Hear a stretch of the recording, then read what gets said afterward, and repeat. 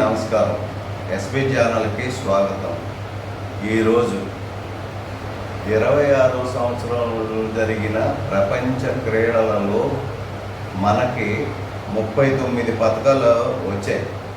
ప్రపంచంలో 4వ స్థానంలో ఉన్నాం. నా ఉద్దేశంలో క్రీడలలో మనం వెనకబడి ఉన్నామేమో అని అనుకుంటున్నాను.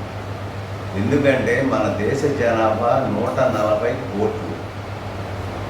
దీన్ని మనం ఈ క్రీడల్ని చిన్న చూపు చూస్తున్నామా, లేక కోచింగులు లేక మనం తగ్గుతున్నామా తెలియట్లేదు.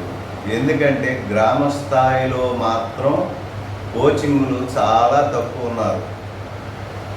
సిటీస్లో అయితే దొరుకుతున్నారు.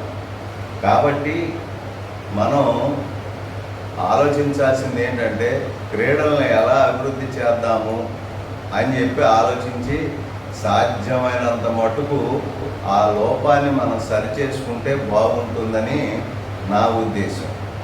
కిందటిసారి మన పథకాలు 66, ఈసారి వచ్చేటప్పటికి 39. ఈసారి వచ్చేటప్పటికి కొన్ని క్రీడలని తొలగించారు.